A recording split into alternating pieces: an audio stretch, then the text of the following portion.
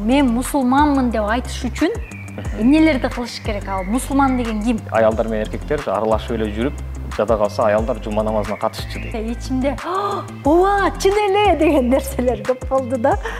Силердин жүрөгүңөргө жана кылган амалдарыңарга карайт деген эң сонун хадиси бар. Так айтчы.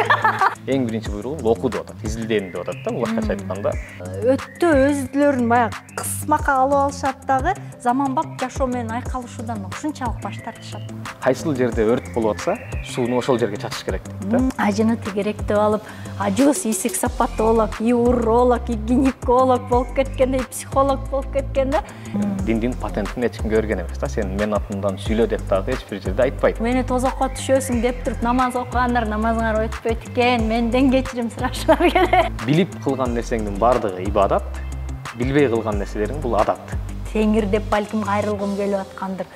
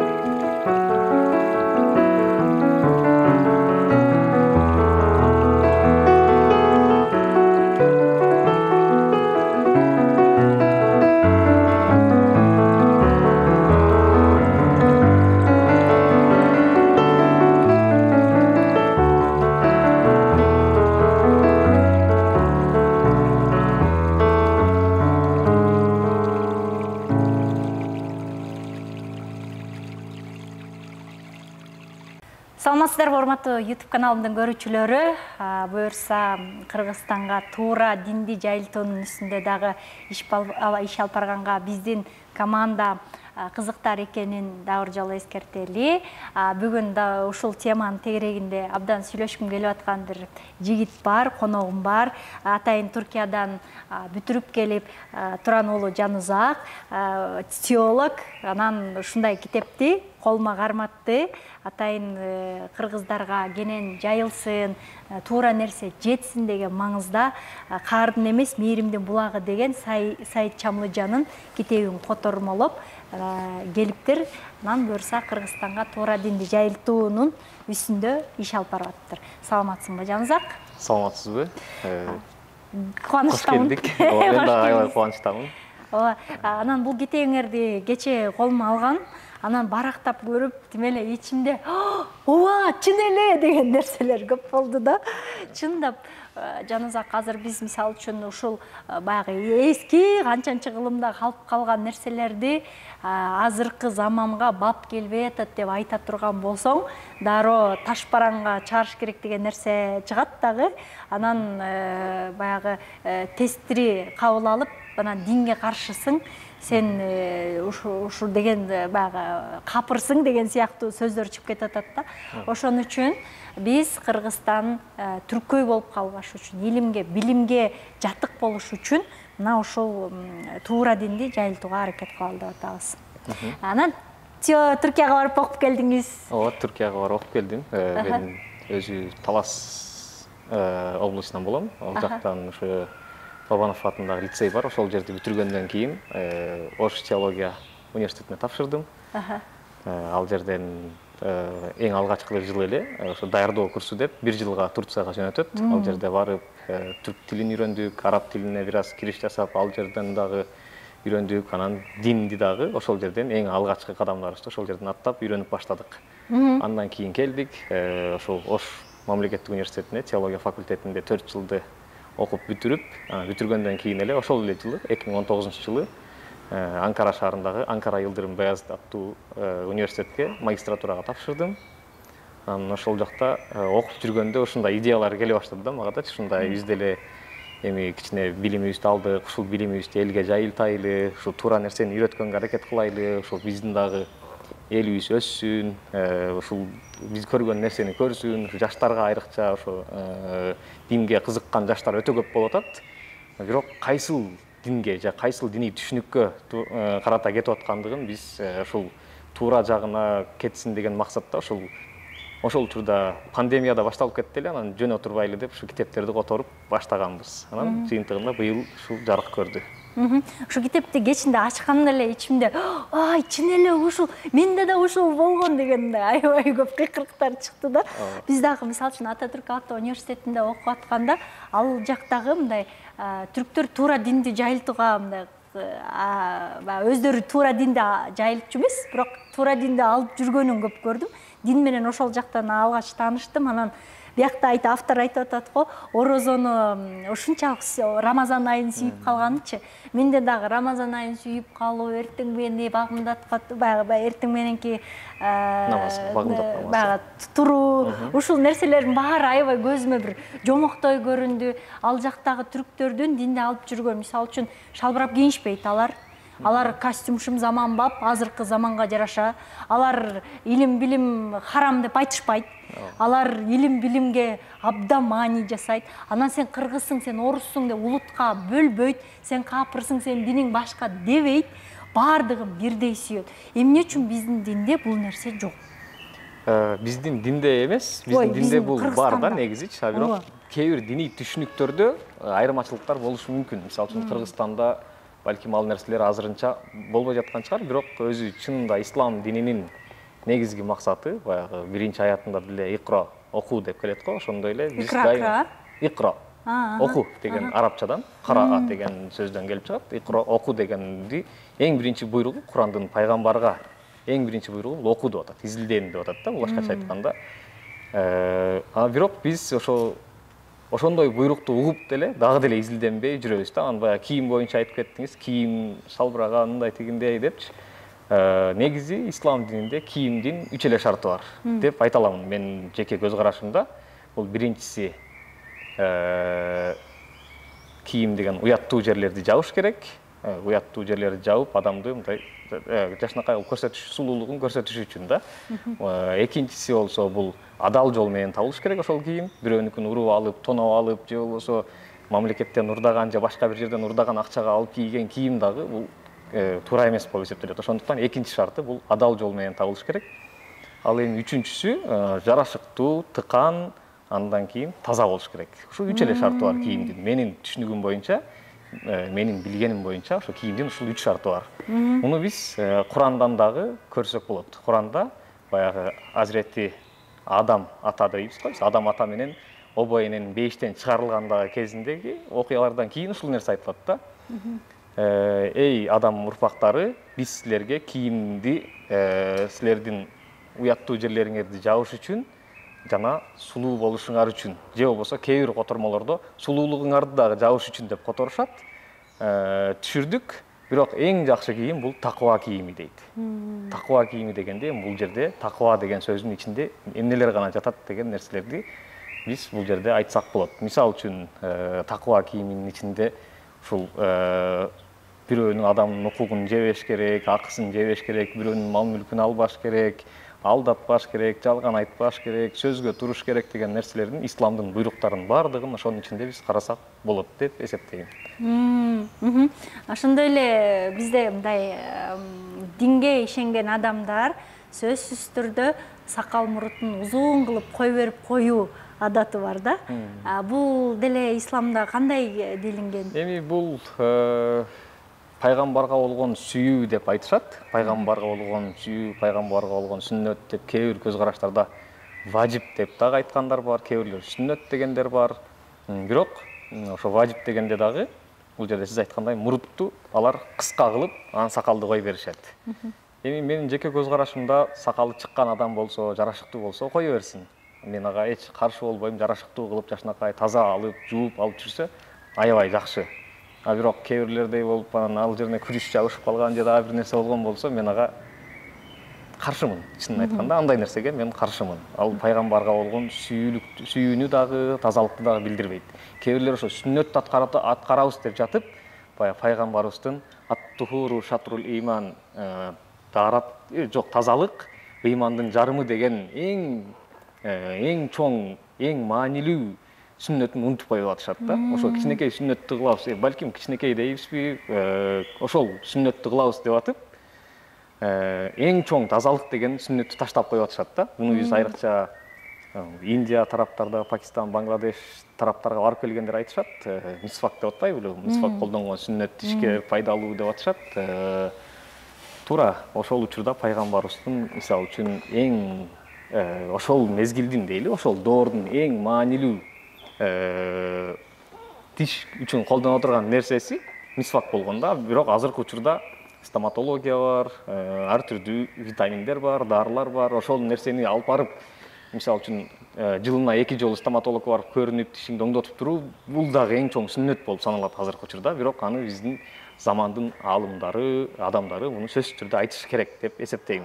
Мисалы үчүнчү биздикилер азыркылар аябай ишенип атам дегендер прививка алуудан баш тартат, доктурга баруудан баш тартат, же болбосо аялы бир эркек доктурга баруудан баш тартат.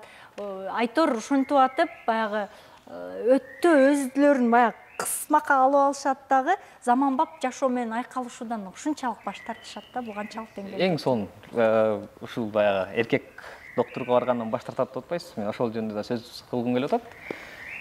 Кээ бир көз караштагы адамдар дейли азыр аялдын коомго чыгуусу туура эмес, арам, фитна деген сыяктуу нерселерди айтып атат. Бирок ошол эле учурда аял төрөөргө келгенде жок, аял керек мага деп атат да, аял доктур керек деп атат. Өзүң окутпай камап атасың, бирок керек деп атасың. Анда кандай болот бул нерсе? Бул бири-бирине чыккан парадокс. Демек, ислам дини бул аялдардын окушуна, билим алышына эч бир убакта каршы эмес. Муну пайгамбарыбыздын убагында дагы, андан кийинки доорлордо дагы, ошол эң күчтүү аалым деген, мисалы үчүн Хатиб аль-Багдади деген аалымдар болгон, алардын дагы аял устазалар деп коет, мугалимдер болгон да. Аял мугалимдерден барып сабак алып турушкан алар дагы өз учурларында. Бирок андан кийин эле бул нерсе жок болуп, аялдын Ахмад бин Хамбали деген бар, баягы Хамбали мазхабынын да куруучусу, ошол эле учурда Муснат деген китебинде хадистерди эң көп топтогон адам, ошол бир эмгегинде мындай дейт. Пайгамбардын убагында дейт, аялдар менен эркектер аралашып эле жүрүп, жада калса аялдар жума намазына катышчу дейт. Азыр болсо дейт, аялдын бир бармагы дагы фитна болуп калды дейт да. Эми бул менин оюмча ошол жанагы айткандай, аялдарыбызды биз сөзсүз түрдө окутушубуз керек. Илим алууга, билимге, кайсыл тармакка болбосун аялдарды окутуп, жетиштирип, андан кийин талап кылсак туура болот деп эсептейм. Анан өзүбүз кылбай эле талап кыла берген бул туура эмес. Ушул ислам түшүнүгүнүн, ислам дининин туура эмес түшүнүктөрүнүн натыйжасында келип чыгып аткан нерселер деп айтам. Ушул негизи пайгамбарыбыз эч качан бир илимге, медицинага каршы чыкпайт. Ислам дини дагы бул нерселерге эч бир убакта каршы чыкпайт. Ошондуктан билбесеңер, билгендерден сурагыла деген аяттар дагы бар. Өзүң билбейсиңби? Билгендерден барып сурап, тактап ал деген нерселер бар.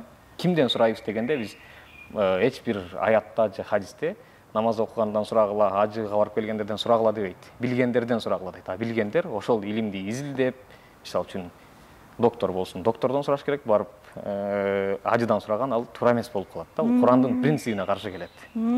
Ошону айтам да, ажыны тегеректеп алып, ажыбыз эсик сапатолог, и уролог, и гинеколог болуп кеткенде, психолог болуп кеткен да. Ойлойсуң да, чын эле биздин ушунчалык мындай караңгыбызбы, адиске барганга мүмкүнчүлүгүбүз жокпу деп анан ошондой уролог, психопатолог, гинекологдордон да программа жасап бердим. Аягында сен күнөөкөрсүң, сен тозокко киресиң менен бүтүштү да. Мындай деген нерсе бар, эми бирөөнү күнөөкөрсүң, сен капыр болдуң деген нерсени Кудай Таала эч кимдин колуна берген эмес. Диндин патентин эч кимге берген эмес да. Сен мен атымдан сүйлө деп дагы эч бир жерде айтпайт. Пайгамбарга айткан, пайгамбарыбыз каза болду, андан кийин даяр Кураны колубузда бар. Эми ошол Куран аркылуу биз кетебиз. Бул эч бир убакта өзгөрбөйт деген ишенебиз биз ошентип. Анан бирөөнү капырлыкка чыгарып эле, сен мындай болдуң, күнөөкөр болдуң, мындай кылсаң мынча күнөө тозоктон күйөсүң деген нерселер бул эми азыркы термин, диний термин катары такфиризм деп коет. Бул капырлыкка чыгаруучулар деген сыяктуу. Бул эми жакшы нерсе эмес. Себеби биздин ишеним боюнча ахлил кыбла деп коет. Кыбланы карагандарды, мен мусулманмын деп айткан адамды капырлыкка эч ким эч бир убакта чыгара албайт. Мен мисалы үчүнчү, мен мусулманмын деп айтыш үчүн эмнелерди кылыш керек? Ал мусулман деген ким? Мусулман деген эми бул жерде баягы ислам, мусулман бардыгы эле неме Кудайга баш ийген адам деп айтсак болот. Мен мисалы үчүн Кудайга ишенем, мен эмне, мусулманмынбы же эмесминби? Аны сиз чечимиңизди сиз чыгарасыз ал жерде. Мен мусулманмын десеңиз, мусулмансыңыз. Чындап ичиңиздеги, жүрөгүңүздөгү нерсе сен мусулмансың деп атса, анда сиз мусулмансыңыз. Анан Кудайдын айткан буйруктарын аткарбай коюу же башка кылуу бул мусулманчылыктан чыгарбайт, бирок күнөөкөр кылат адамды. Күнөө дегенди эми биз чече албайбыз. Аны Кудай менен пенденин ортосундагы нерсе. Сиз өзүңүз Кудайдан кечирим сурайсызбы же башка кыласызбы, ошентип чечиш керек да. Бирок адам менен адамдын ортосундагы нерселерди бул сөзсүз түрдө Кудай бул жерге аралаша албайт да. Мисалы үчүн адам сиз мени бир урсаңыз, Кудай келип, анан мени бир жолу уруп туруп, сиз тияка барып 7 сом садака салып, Кудай мени кечир жана урганлыгым үчүн десеңиз, кечирбейт ал жерде. Бизде азыр ошол түшүнүк аябай жайылып атат да. Мисалы үчүн бир жерден чоң күнөөлөрдү кылып туруп, анан мечит салып берип коет, же көпүрө салып берип коет, ошо менен кутулуп кетем. Мен бияктан мынча миллион сооп таптым, тигини жабам дегендей, азыркы капитализмдин түшүнүгү менен киргендиги үчүн ошондой немелер пайда болуп атат да. Бирок Куранда Аллах Таала адам менен адамдын ортосундагы болгон нерселерге эч бир убакта аралашпайт. Мисалы үчүн мен сени таарынсам, мен сага келип, сенден кечирим сурашым керек. Менден кечирим сурап, сиз менин ыраазычылыгымды алгандан соң, андан кийин уже бүттү бул нерсе. Бирок азыр да андай болбой жатпайбы? Мисалы үчүн бирөөнү токмоктоп алып туруп эле бул жака колдонуп, ал аркылуу элге жакшы көрүнгөн, бул туура эмес нерсе да, негизичи. Мени каапыр, мени тозокко түшөсүң деп туруп намаз окугандар намазыңар өтпөйт экен, менден кечирим сурашыңар керек. Адам акысы. Сиз дагы бул жерден эми эфириңизде бардыгын кечирип коюңуз. Кандай десек эми. Жакты бул сөз. Адам акысы деген аябай оор нерсе да. Мисалы үчүн кээ бир хадистерде, хадис дегенде пайгамбарыбызга таандык кылынган сөздөрдө мындай деп айтылат. Жада калса дейт, эки мал дейт. Бир мүйүзү бар кочкор менен мүйүзү жок кочкор бул дүйнөдө сүзүшүп дейт. Мүйүзү бар кочкор өлтүрүп койгон болсо дейт, акыретте Аллах Таала анын мүйүзүн тигиге берип, экөөнүн теңдеп, андан кийин жок кыла берет дейт да. Адамдардыкы канчалык деңгээлде болот? Ушул макулук адам акылы жок деген малдык ошончолук деңгээлде болуп аткандан кийин эң ахсанат таквимде, эң жакшы кейипте, шекилде жаратылган адамдардыкы кандай болот деп биз ойлонушубуз керек да. Ошол анан кандай нерселерге кирсек болот бул жерде? Анан жанагы бизде айтылат го, молдолор кээде жини келгенде сага бул өлгөндө жаназа окулбаш керек деп коюшат го. Жаназа окулуп окулбаганын ким чечет, жана кандай адамдарга окулбайт ал? Жаназа негизинен капыр деп айтылган адамдарга окулбайт, мусулман эместерге. Мусулман болгондордун бардыгына эле жаназа окулат. Анан бир молдо жини келип окубай койсо, башка молдо окуй турган молдо чыкса керек деп ойлойм мен жеке оюмда.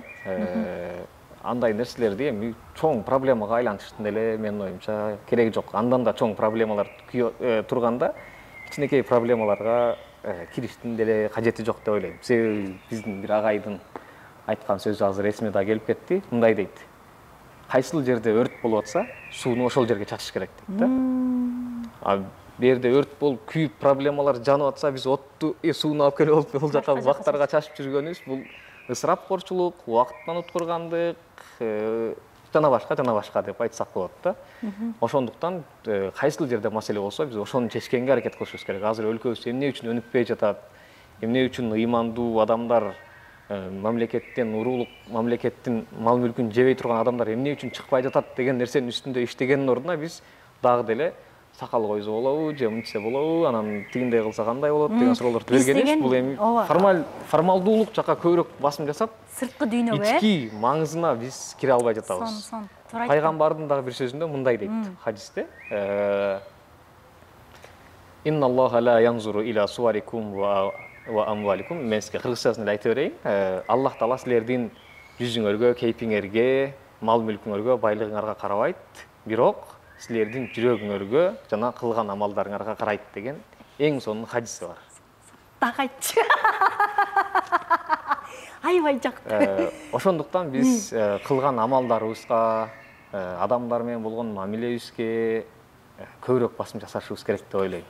жанагы мен мурда да бир Facebook'ta неме кылдым эле, жаздым эле. Фридрих Ницценин да сөзү бар, жана неме дегенчи, диндарлыгыңарды Кудайга көрсөткүлө, ал эми адамдарга адамгерчилигиңерди, маданиятыңарды деген көрсөткүлө деген жакшы сөзү бар да. Бул дагы аябай сонун. Бөлүштүм ушу сөздү. Сонун чынында эле сон. Бизде мындай баягы текеберчилик көбүрөөк болуп кетип атат да, мындай мисалы үчүн мен 5 мал намаз окуп же бетимди же нурумду жаап койсом эле бардыгына өктөм сүйлөп, мен аруумун, мен ыймандуумун, сен эч ким эмессиң, сен минтип ал, сен тигинтип ал, сен тозокко киресиң дей берген келеси олук абдан көп болуп атат биздин коомдо.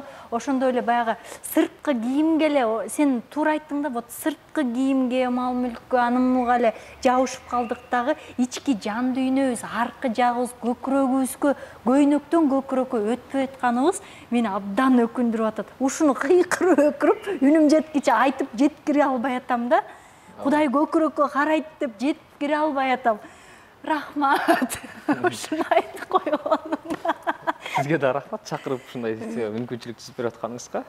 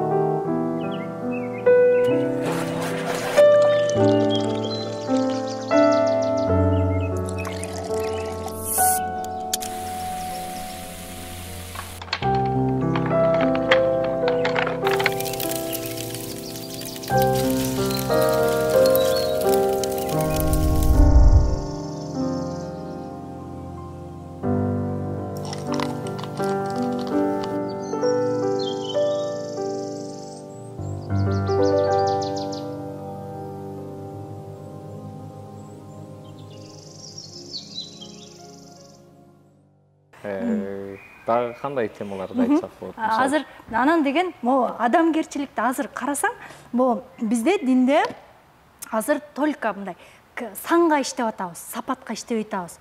Ким сакал өстүрдү, ким жолук салынды, ким мен намаз окуп атам демиш болуп атат. Ошоголор эле аябай пропаганда укмуш сырткы чөйрөгө, сырткы кийимге укмуш жүрүп атат да, жан дүйнөгө пропаганда жүрбөй атат. Жан дүйнөгө, адамгерчиликке, билимге, китеп окуганга көбүрөөк сугарылсак, анан билимди ар кайсы мындай, ар кандай китепти алып, ар кандай билимди алууга бизде тыюу жок да. Бизде биз светтик мамлекет, демократиялык мамлекет болгондон кийин мамлекет динге түздөн түз аралаша албайт, эч бир динге, бардыгына өзүнүн бул дин комиссиясынын дагы ичинде айтылат, тыюу салынган немелерден группалардан же фыркалардан дейли, ошолордон башкаларынын бардыгы өзүнүн немелерин ишин алып баралашат да, биздечи. Мисалы үчүн эч кандай тыюу болбошу керек. Мисалы үчүн бир китеп чыгара турган болсок, илимий деңгээлде дейли же ошондой жомок багытында же башка багытта дейли, муну биз сөзсүз түрдө ошол дин комиссиясы, мамлекеттик дин комиссиясы бар. Ошол жака өткөрүп берип, экспертизадан өткөрүп, алар уруксатын бергенден кийин биз албетте чыгара алабыз бардык китептерди. Эгерде ошол жерден өтпөй калса, ал жердин адистеринин, мамлекеттин кызыкчылыгын эске алып туруп, алар өткөрбөй дагы коюшу мүмкүн. Мисалы үчүн бул пропаганда экен, бул башка жолго бизге кийин алып барышы мүмкүн деп, кээ бир нерселерге тыюу салышы мүмкүн. Бирок жанагындай илимий, дагы кандай сиз айткандай изилденүүгө багытталган китептерге эч бир убакта жок, мусулманчылыктачы мисалы үчүн бир киши өзүн ар кайсы жактан, ар тараптан изилдеши керекпи? Ар кайсы китептерден изилдеш керекпи? Албетте. Мисалы үчүн мен өзүмдү өзүм баягы айтат го, өзүңдү өзүң канчалык деңгээлде терең таанысаң, Кудайды ошончолук деңгээлде тааныйсың деген нерсе барбы исламда? Неме деген бар да, бул аябай белгилүү сөз. Ман арафа нафсаху, арафа раббаху дейт. Ким өзүн тааныса, ал Кудайын тааныптыр деген сөз да бул. Албетте, жана биз айтпадык, бул оку деген буйрук депчи. Бул жерде бир гана ушул фикхты же хадисти же тафсирди оку дебейт. Ал жерде даже Куранда темир деген дагы сүрө бар, хадид деген сүрө. Ал жерде темирдин жерде асмандан түшкөндүгү боюнча аяттар, изилденүү боюнча аяттар бар. Мисалы үчүн ааламдын кеңейүүсү боюнча аяттар айтылат. Мунун бардыгы азыркы космология дейбизби, же ошондой нерселердин бардыгын изилдөөгө үйрөтөт. Биз тоолорду жердин алдына казык кылдык дейт. Бул бизге азыркы географияны үйрөтөт. Силерди биз жараттык, бири-бириңерди таанышыңар үчүн дейт. Бул жерде биз бири-бир жакка барып келишибизди үйрөтөт. Адамды биз жараттык, жанагы кичинекей суюктуктан анан кан болотундай болот. Бул дагы өзүнчө бир биологиянын бир багыты. Куранда бардык тармак бар деп айта алабыз, бирок ал жерде деталдуу түрдө ар түрдүү маалыматтарды бербейт. Бирок ошол нерселердин бардыгынан сөз кылып, илимге, билимге багыт алууга багыттаган аяттар өтө көп. Мисалы үчүн азыр ушундай нерселерди айта турган болсок, кээ бир адамдар чыгышы мүмкүн, философия кылган, акылга алчаган бул туура эмес, шайтандын иши, адамды тозокко алып барат, адаштырат депчи. А бирок биз Куранды, биздин эң алгачкы китебибиз Куран болгондон кийин биз Куранды карай турган болсок, андай эмес экендигин мен көрө алдым. Мисалы үчүн көп эле намаздарда окушат бул сүрөнү, Духа сүрөсүндө сенден сураганга эч качан жантип акарат кылба дейт да. Бул сураганга дегенде эки мааниге келет деп айтышат. Биринчиси суроо сураган адам, экинчиси кайыр сураган адамга кемсинтип жок бар кет деп айтып кеткен болбойт дейт. Кандай суроо сураса дагы ошонун деңгээлинде жооп бергенге аракет кыл дейт. Бул биринчи. Бул суроо берүү боюнча. Бир адам бизге суроо берип изилденгиси келип атса, биз аны андай кылган болбойт, токтот деп айтканга акылыбыз жок экендигин көрсөткөн бир аят деп эсептейм. Андан кийин шайтандын иши деп атпайбы? Жанагы суроо берген шайтандын иши дебедикпи? Ошол боюнча дагы айта турган болсом, мындай дейт да. Куранда карап көрсөм, шайтан эч бир жерде акылын жүгүртпөйт экен. Акылын жүгүртүп мындай кыла салайын деп айтпайт экен. Ал бир гана алдайт экен, куулук кылат экен, ошондой нерселер кылып, адамдын нафсизи менен ойнойт экен. А суроону берип изилденгендер булар пайгамбарлар, периштелер экен. Бул даже мындай атеисттердин эң чоң 3 суроосу бар дейли. Кудайга ишенбеген кудайсыздардын дейли. 3 суроосу бар. Бул жамандык эмне үчүн бар? Өлгөндөн кийин тирилебизби? Андан кийин жамандык эмне үчүн бар? Өлгөндөн кийин тирилебизби? Андан кийин акырет деген барбы деген. Кудай барбы? Бар болсо гана көрүнсүнчү деген 3 суроосу бар да. Башка бул суроо менен көптөгөн адамдарды сындырып кое алат. Аларчы, Кудай барбы көрүнсүн. Бул бирок ушул 3 суроону тең мен Курандан карап көрсөм, пайгамбарлар менен периштелер сураптыр. Бул атеисттер эмес, периштелердин чыныгы мусулмандардын суроолору экен да. Биринчи Ибрахим пайгамбар Кудайдан сурап атат. Кудайым, сен чындап эле өлүктөрдү тирилте аласың дейт. Ол Курандагы аяттан мындай мен кыргызчалаштырып айтып атам. Ооба, сен мага ишенген жоксуңбу дейт Аллах Таала. Ибрахим пайгамбар айтып атат. Жок, мен ишенем дейт. Бирок жүрөгүм мутмайын болуш үчүн дейт. Жүрөгүм мындай толук түрдө ишениш үчүн мага көрсөтчү деп атат. Анан ошол жерде бир окуя бар. Чымчыкты өлтүрүлүп тирилтет деген сыяктуу. Ошол жерде анан аят уланат да. Бул биринчи суроо, өлгөндөн кийин тирилүү боюнча Ибрахим пайгамбар берип атат. Андан кийин Муса алейхиссалам, Муса пайгамбар мындай деп атат. Кудай, сен мага көрүнчү деп атат. Анан Аллах Таала айтып атат, сен мени көрө албайсың деп лен таравани деп айтылат. Бул жерде сен мени азыр бул дүйнөдө көрө албайсың деген жообун берет. Үчүнчүсү баягы айткандай жамандык эмне үчүн бар? Муну периштелер берип атат. Адамды жаратып атканда периштелер келип Кудайга суроо сурап атат. Жерде кан төгүп, бузуклук кыла турганды сен жаратып атасыңбы дегенде Аллах Таала силер мен билгенди силер билбейсиңер деген сыяктуу жообун берет да. Буга өзүнө ираде деп коет. Эрки бар, кылып жаратам деген мааниде айткан аяттар. Демек, бул жерде биз сөзсүз түрдө мындай суроолорду берип изилденишибиз керек. Мындай суроолорду биз дайыма берип, ушул суроолордун аркасынан изилдеп, талданып жүргөндө гана биз чыныгы мусулмандардан болуп, баягы эмнеге, кимге ишенип атканыбызды чындап билебиз деп эсептейм. Андан кийин мындай суроо, мисалы үчүн Куранда бири-бирин кыйнап, жолук салындырып, бири-бирин кыйнап, мусулманчылыкты карматып, бири-бирин кыйнап, намаз окуттуруу, муну окубасаң өлөсүң деп мындай сабоо канчалык деңгээлде туура нерсе? Бул ачык эле айтайын, туура эмес нерсе. Себеби Бакара сүрөсүндө, Курандын эң экинчи сүрөсүндө эле мындай деп айтат: "Ла икраха фид-дин", динде мажбурлоо жок. Болду, ушул эле жообу. Аллах Таала өзүнүн Куран китебин бизге түшүнсүн деп ачык айкын аяттар менен айткан да. Биз карап көргөндө динде мажбурлоо жок. Бирөөнү мажбурлап мусулман кыла албайсың, мажбурлап намаз окута албайсың. Кыргызда деле жакшы сөз бар эмеспи баягы? Байлаган ит ууга жарабайт дегендей болуп, аны биз эптеп чүнкөндүрүп оку десең макул, ал бирөөдөн корккондугу үчүн же бирөө үчүн окуйт.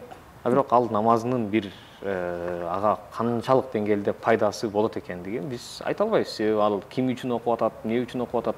Балким атам урушат деп окуп атабы же элге жаман көрүнбөйүн деп окуп атабы, биз аны биле албайбыз. Ибадат мындай деген да жакшы сөз бар бул жерде. Билип кылган нерсеңдин бардыгы ибадат, билбей кылган нерселериң бул адат. Жөн эле адат эле болуп калат. Ошол корккондугуң үчүн же бир нерсе үчүн же көнүм иш болуп калгандыгы үчүн кыла бересиң. Автоматка түшүп калат. Ооба, бул жөн эле адат болуп калат.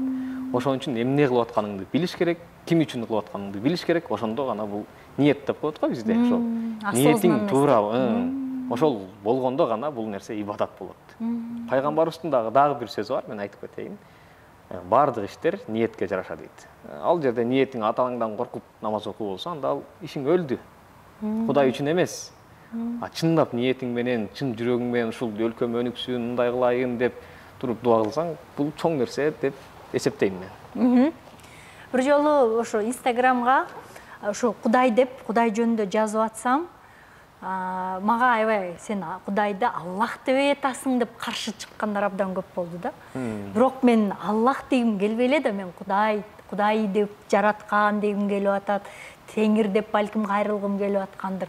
Бирок ал мен кандай гана аталышы болбосун, баарыбыз эле бир эле нерсени аңыбызда кармап атабыз да.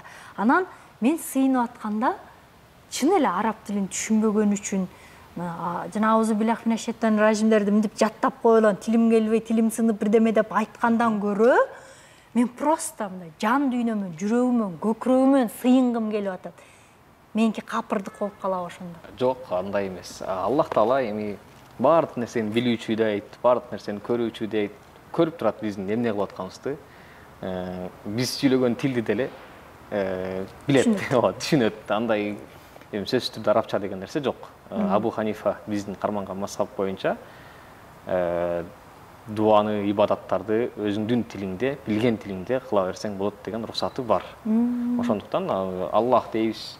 Бул арабча бир ирах деген сөздөн келип чыккан. Аллах деген эми ушул бир ысымы дейли. Анда Кудай деген бар, ал деле ушул арабчадан келип чыккан. Худа мисалы үчүн. Теңир бул эми илгерки кыргыздардын колдонгон сөзү. Жараткан бул биз баарыбыз билебиз. Бизди жараткандыгы үчүн жараткан деп кайрылабыз. Раб тарбиялоочу, бизди тарбия деген ошо рабтан келип чыгат. Тарбия, ошо рабба, яруббу, тарбия деп ошол сөздөн алынган. Мунун бардыгы эле Кудайдын бир аттары. Кайсыңыз менен атасаңар дагы атап, эң башкысы биз ага сыйынышыбыз керек. Ошондой эле. Мааниси ошол да. Кайсы тилде болсун, кайсыл аты менен болсун, биз аны эң коозаттар ага таандык, биз ага кайсыл аты менен болсо да кайрылып сыйынсак туура болот. Сан көрдүңөрбү деген келип атат. Анан дагы мындай да. Эң эле баягы динден бизди ушундай алыстатып, динди аябай жек көрдүргөн нерсе бул ошол адамдардын жана кылык жоруктары туура эмес мамилеси болуп атат да. Анан өзгөчө баягы улутка карама каршы чыккандары, же болбосо бу кыргыз деген атты тебелегендери, анан кыргызды сыйлабагандыгы бул ирэнжитип атат. Анан баягы биздин коомду экиге бөлүп, бири-бири менен кырылыштырып атат. Бул коом деле жана аларды теңирчи деп атап коет. Бул Теңир Кудай деген эле сөз. Кыргыздыкты, каада салтты, кармангандарды ушундай жек көрүшөт. Ошо эми улут деп атабыз, бөлүнүп жарылуу боюнча Куранда мындай дейт. Вa'тасиму бихаблиллахи жами'a ва ла тафаррaqu. Алланын жибин бекем кармагыла, бөлүнүп жарылбагыла дейт. Демек, Алланын жиби дегенде бизди мусулмандарды кандай түшүнүктөгү мусулман болсо болсун, кандай аң сезимдеги болсо болсун, бизди бириктирип тура турган бир эмелерибиз бар да, өзүбүздүн бир 2-3 нерсебиз бар деп айта алам. Бул биринчиси Кудайдын барлыгы жана бирлиги. Бул бизди бириктирип турушу керек. Экинчиси нубувват деп коет, пайгамбарлык. пайгамбар келген, ушул немени алып келген, Куранды алып келген, осуяттарын айткан, адамдарга калтырган деген. Бул да бизди бириктирип тура турган нерсе. Үчүнчүсү акырет. Башкача айтканда, өлгөндөн кийин тирилүү, кайра тиги жашоо, эсеп кысап деген нерсеге ишенүү, бул үч нерсе бизди кандай түшүнүктө болсок дагы бириктирип турушу керек. Себеби кайсы түшүнүктөгү мусулман болбосун, ушул үч нерсеге ишенишет. Жок дегенде биз ушул үч нерсени карап туруп, немени биригүүнү, бөлүнүп жарылбоону неме кылышыбыз керек. Башка бирөөгө мындай башка бирөөнү сыйлай билүүнү, башка бирөөнүн пикирин уга билүүнү дагы үйрөнүшүбүз керек. Ошондой эле башка диндер менен дагы ортосундагы кээ бир аяттар бар. Башка диндегилердин кудайларын сөкпөгүлө дейт аяттарда. Себеби алар дагы сөгүп, силердин кудайыңарга акарат кылбасын дейт. Биринчи бул мусулмандарга эскертип атат. Башка динге барып, сенин кудайың таш, анан сеники мындай, анан сеники болбойт деп айтпагыла деп атат. Себеби алар дагы сага жообун берет, сага акарат кылат деп атат. Бул бизге болгон эң чоң эскертүүлөрдөн бөлүнүп жарылбоого, бирге жашоого. Муну азыркы учурда изилденип баштады. Бул диний плюрализм деп коет. Бул бизге окшогон светтик мамлекет, көп улуттуулук мамлекеттерде ушул нерселер сөзсүз түрдө каралышы керек. Себеби, мисал үчүн, эгерде мамлекет бизге айт намазында аянтка чыгып намаз окууга уруксат берип аткан болсо, ошол эле нерсени православтарга дагы уруксат бериши керек. Ошондо гана бири-бири менен адамдар плюрализм деген жанагы бардыгы бирге жашай алышат деп ойлойм мен. Ошол нерселерге аябай көп басым жасаш керек азыр. Бир эле нерсени кабыл. Анан дагы бизде мисал үчүн мындай аял балдарын таштап коюп, ачка калтырып коюп, даатка кетип калгандар бар да. Мен негизи бул жерде бир эки нерсени жакшылап чечип алышыбыз керек. Даатка чыгуу парызбы, же даат кылуу парызбы деген нерсени ушул суроону беришибиз керек. Эми ислам дүйнөсүндөгү адамдардын бардыгы эле даат кылуу парыз деп айтат. Даатты мен YouTube каналда кылабасың, мечитте кыласың, иштеген жериңде, үйдө кайсыл жер болбосун кылса болот даатты. Ал эми чыгуу бул ар бир адамдын өзүнүн эрки. Эгерде чындап эле мүмкүнчүлүгү бар болуп, балдарын ачка болбой турган деңгээлде, ошо келгенге чейин жашай ала турган деңгээлде кылып чыкса, ал кишинин өз эрки. Мен ага каршы эмесмин. Чыгып кыла беришсин. Себеби биздин Кыргызстанга диндин келишине деле ошол даатчылардын, ошо дааттын таасири аябай чоң болду да. Бирок азыркы жашоо менен карай турган болсок, даат YouTube, даат, мисалы үчүн Чубак ажынын Насаат медиасы бар болчу, ошол сыяктуу ар бир ажылардын өздөрүнүн медиалары бар. Ошол аркылуу деле неме кыла берсе болот негизичи. Бирок ошондой бир немелерге салып алып, шарттарга өздөрүнүн немелерди, кандай дейм, өзүнүн шарттары, принциптери, мынча күн, мынча ай деген нерселер болсо, мен чынында ага деле каршы эмесмин. Бирок чыкканга жараша үй бүлөсүн эң башында камсыздаш керек, бардык жерден уруксаты болуш керек, ошол деңгээлге чыга ала турган деңгээл болгондон кийин гана чыгыш керек деп эсептеймин. Эгер ал деңгээлге жетпесе, анын чыкпай эле өзүнүн тирилигин, үй бүлөсүн караганы жакшы. Себеби пайгамбарыбыз бир хадисинде мындай дейт: силердин эң жакшыңар үй бүлөңөргө, аялыңарга эң жакшы мамиле кылганыңар дейт. Демек, биз ушул нерсени кылышыбыз керек экен. Ошол учурда деле мындай адамдар болгондо, пайгамбарыбыздын доорунда делечи, кээ бир адамдар келип айткан: "Эй, мени Алла жолуна кой бер, мен согушка барайын, жихадка барайын" дегенде айткан: "Жок, барба. Сен бар, ата энеңди кара" деген. Бирөөгө айткан: "Жок, сен барба. Сен бар, энеңе кызмат кыл, же бар, сен аялыңа жакшы кызмат кыл, сен бул жерде кал" деген. Себеби пайгамбарыбыз анын акыбалын, ошол кайсыл жакта дагы да көбүрөөк муктаждык бар экендигин көргөндүгү үчүн ошентип калтырып кое алган. Азыр бизди антип контролдой турган эч ким жок. Чыкканыбыз эсеп болуп эле. Акыбалыбыз бары дагы, үй бүлөсү ачы дагы, ата энеси оорукчан болгону дагы карабай эле чыгып кетип атышат. Бул нерсе балким туура эмес. Ошондуктан бул нерсеге чыгып аткандар сөзсүз түрдө жогору жактан бир контроль болушу керек деп эсептейм. Анан өзүбүздүн деңгээлибизде эмне караңгы көрө беребиз, өзүбүздүн деңгээлибизде бир кызыктай эле Кудайды элестетип ушинте берет да, диндечи. Ушул нерсеге аябай мени кыжаалат кылат. Анан мына сенде бул Саид Чамлыжан каардын эмес мээримдин булагы деп атпайбы Кудай? Кудайды бир страшный тозокко баарын бир казанга салып алып, майга кууруп, бир жанагындай немедей элестете беребиз да. Мазохистпи, эмне хисттердиге окшоштура беребиз. Биздин түшүнүк боюнча ал Кудай кээ бир адамдардын түшүнүгү боюнча дейли, бир тиран же бир неме сыяктуу да, азыр мындай кылбасаң эле өлтүрөм мен сени, мындай кылбасаң эле тозокко ыргытам, анан тозоктогу алдында, бутуң алдында кайнаган ысык мээңди кайнатат деген сыяктуу коркунучтуу нерселер. Бирок пайгамбарыбыздын бир хадисинде мындай дейт да, бир согуштагы бир чоң тополоңдун ичинде бир эне баласын жоготуп алыптыр да, анан издеп түн менен ары бери чуруп калып атканда, анан пайгамбар айтат экен ошол жердеги адамдаргачы, көрдүңөрбү канчалык деңгээлде сүйөт, ушул баласын тозокко күйүп аткан отко ыргытабы дейт да, жок дешет. Аллах Таала андан да 70 эсе мээримдүү дейт. 70 же 700, бул жерде сандар да ката болушу мүмкүн, бирок ошондой дейт да, аябай көп, андан дагы көп мээримдүү дейт да. Демек Аллах Таала бизге мээримдүү, ырайымдуу, баягы 99 ысымы деп айтылат го. Ошол жерде деле мисалы үчүн өзүңүз деле карап окуп көрсөңүз, бир төртөө эле ошондой өч алуучу, азаптоочу деген сыяктуу нерселер бар. Калган бардыгы ырыскы берүүчү, кечирүүчү, боорукер, мээримдүү, ырайымдуу, эң жакшы сыпаттардын бардыгы ошондой да, адилеттүү деген сыяктуу. Анан кийин бир 4 же 5 эле нерсеси ошондой азаптоочу, мындай деп. Анан биздин түшүнүктө эми бардыгы эле ошондой атпайбы? Кудайдан корккондугу үчүн дуа кылышып атат да. Мен үтпесем, мени өлтүрүп коет го, кылып коеюн деген эле мааниде кылып атат да. Андай болбош керек бул. Биз Аллахты сүйүп, ошон үчүн мээримдин булагы деп, ошон үчүн бул атты койгонго неме кылдык да. Бул Кудай бизге дайыма мээримин төгүп, өзүн сүйдүрүп, пайгамбарлар аркылуу, китеби аркылуу бизди дайыма сүйдүрүп келген. Ошон үчүн бул эң чоң мээримдин булагы деп ат бердик. Анан ошондой эле ушу биздеки азыркы мусулманчылык баягы Кудайды сүйүүгө эмес, Кудайды жек көрүүгө көбүрөөк, бул динден баш тартууга, динди тутунууга эмес, динден баш тартууга көбүрөөк салым кошуп аткандай сезим калтырат да. Анткени алардын кылык былыгын көрүп алып, эки жүздүүлүгүн көрүп алып, жана антип үстүңө минип алып, таңгулаганын көрүп алып, өзүлөрү Аллаху акбар деп коюп, анан сөгүнүп сагынгандарын көрүп алып, ушунчалык кускун келет дагы. Эгерде силердин диниңер ушундай болсо, эгерде силериңер Кудайыңар ушундай болсо, анда ушун ишенбей эле атеист болуп, бирок адамгерчилик болгону жакшы деген нерсе келет да. Бул жерде кээ бир терминдер бар. Теизм, атеизм, пантеизм, деизм.